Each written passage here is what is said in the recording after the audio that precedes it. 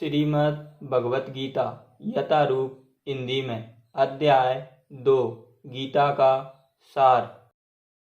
श्लोक 41। तात्पर्य यह दृढ़ श्रद्धा की कृष्ण भावनामृत द्वारा मनुष्य जीवन की सर्वोच्च सिद्धि प्राप्त कर सकेगा। व्यवसाय आत्मिकता बुद्धि कहलाती है। चैतन्य चरितामृत में कहा गया है, श्रद्धा का अर्थ है किसी अलौकिक वस्तु में अटूट विश्वास। जब कोई कृष्ण भावनामृत के कार्यों में लगा होता है तो उसे परिवार, मानवता या राष्ट्रीयता से बंधकर कार्य करने की आवश्यकता नहीं होती।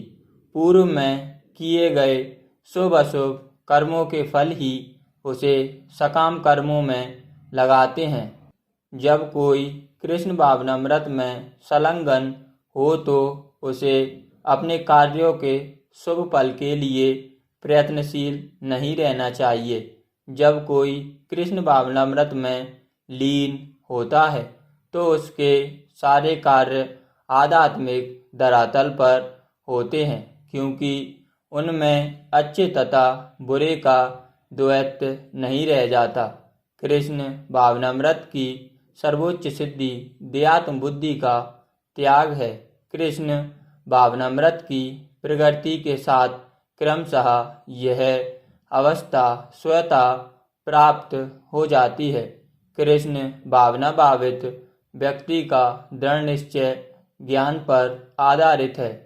कृष्ण भावना भावित व्यक्ति अत्यंत दुर्बल जीव है, जो भलीभांति जानता है कि वासुदेव या कृष्ण समस्त प्रकट कारणों के मूल कारण हैं। जिस प्रकार वृक्ष की जड़ सींचने पर स्वतः ही पत्तियां तथा टहनियों में जल पहुंच जाता है, उसी तरह कृष्ण भावना भावित होने पर मनुष्य प्रत्येक प्राणी की अर्थात अपनी परिवार की, समाज की, मानवता की सर्वोच्च सेवा कर सकता है।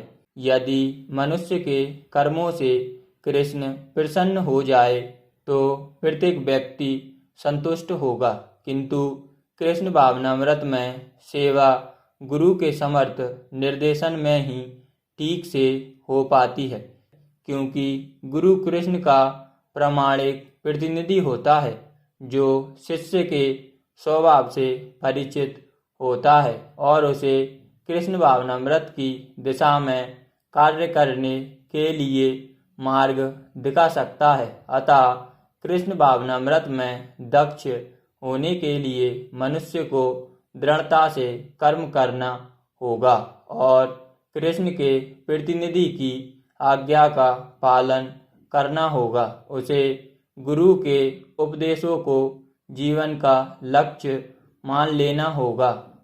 श्लोक 42 और 43।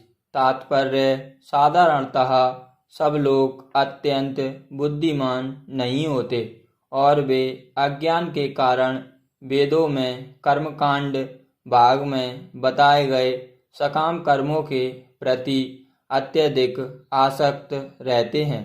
वे स्वर्ग में जीवन का आनंद उठाने के लिए इंद्रिय तृप्ति कराने वाले प्रस्तावों से अधिक और कुछ नहीं चाहते। जहाँ मंदिरा तथा तरुणियाँ उपलब्ध हैं और भौतिक ऐश्वर्य सर्वसामान्य है, वेदों में स्वर्ग लोक पहुँचने के लिए अनेक यज्ञों की संस्तुति है, जिनमें ज्योतिष्टोम यज्ञ प्रमुख है। वास्तव में वेदों में कहा गया है कि जो स्वर्ग जाना चाहता है उसे ये यज्ञ संपन्न करने चाहिए, और अल्पज्ञानी पुरुष सोचते हैं कि वैदिक ज्ञान का सारा अभिप्राय इतना ही है। ऐसे लोगों के लिए कृष्ण भावनामृत के दृढ़ कर्म में स्थिर हो पाना अत्यंत कठिन है। जिस प्रकार मूर्ख लोग विषैले वृक्षों के फूल के प्रति बिना यह जाने कि यह आकर्षण का फल क्या होगा आसक्त रहते हैं, उसी प्रकार अज्ञानी व्यक्ति स्वर्गिक ऐश्वर्य तथा तज्जनित इंद्रिय भोग के प्रति आकृष्ट रहते हैं। वेदों के कर्मकांड भाग में कहा गया है। दूसरे शब्दों में जो लोग चातुर्मास तप करते हैं वे अमर तथा सदा सुखी रहने के लिए सोमरस पीने के अधिकारी हो जाते हैं। यहाँ तक कि इस पृथ्वी में भी कुछ लोग सोमरस के लिए अत्यंत इच्छुक रहते हैं, जिससे वे बलवान बने और इंद्रिय तृप्ति का सुख पाने में समर्थ हों। ऐसे लोगों को भावबंधन से मुक्ति में कोई श्रद्धा नहीं होती और वे वैदिक यज्ञों की तड़क भड़क में विशेष आसक्त रहते हैं। वे सामान्यतया विषयी होते हैं और जीवन में स्वर्गिक आनंद के अतिरिक्त और कुछ नहीं चाहते। कहा जाता है कि स्वर्ग में नंदन कानन नामक अनेक उद्यान हैं, जिसमें देवी सुंदरी स्त्रियों का संग तथा प्रचुर मात्रा में सोमरस उपलब्ध रहता है। ऐसा शारीरिक सुख निसंदेह विषयी है। अतः ये लोग वे हैं जो भौतिक जगत के स्वामी बनकर ऐसे भौतिक अस्थायी सुख के प्रति आसक्त हैं। श्लोक 44। तात्पर्य: समाधि का अर्थ है स्थिर मन। वैदिक शब्दकोश निरुक्ति के अनुसार जब मन आत्मा को समझने में स्थिर रहता है तो उसे समाधि कहते हैं। जो लोग इंद्रिय भोग में रुचि रखते हैं अथवा जो ऐसे क्षणिक वस्तुओं से मोहग्रस्त हैं, उनके लिए समाधि कभी भी संभव नहीं है। माया के चक्कर में पड़कर वे न्यूनाधिक पतन को प्राप्त होते हैं। श्लोक 45। तात्पर्य: सारे भौतिक कार्यों में प्रकृति के 3 गुणों की क्रियाएं तथा प्रतिक्रियाएं निहित होती हैं।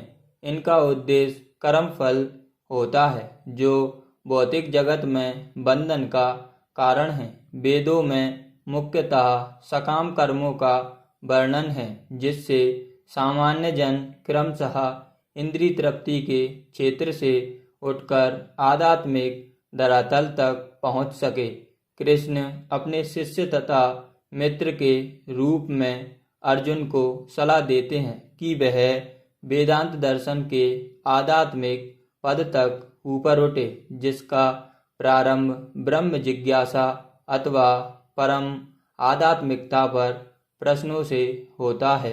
इस भौतिक जगत के सारे प्राणी अपने अस्तित्व के लिए कठिन संघर्ष करते रहते हैं। उनके लिए भगवान ने इस भौतिक जगत की सृष्टि करने के पश्चात वैदिक ज्ञान प्रदान किया, जो जीवन यापन तथा भावबंधन से छूटने का उपदेश देता है। जब इंद्रिय तृप्ति के कार्य यथा कर्मकांड समाप्त हो जाते हैं तो उपनिषदों के रूप में भगवत साक्षात्कार का अवसर प्रदान किया जाता है। ये उपनिषद विभिन्न वेदों के अंश हैं। उसी प्रकार जैसे भगवत गीता पंचम वेद महाभारत का एक अंग है, उपनिषदों में आध्यात्मिक जीवन का शुभारंभ होता है। जब तक भौतिक शरीर का अस्तित्व है, तब तक भौतिक गुणों की क्रियाएं प्रतिक्रियाएं होती रहती हैं। मनुष्य को चाहिए कि सुख दुख या शीत ग्रीष्म जैसी दुर्घटनाओं को सहन करना सीखे और इस प्रकार हानि तथा लाभ की चिंता से मुक्त हो जाए। जब मनुष्य कृष्ण की इच्छा पर पूर्णतः आश्रित रहता है तो यह दिव्य अवस्था प्राप्त होती है।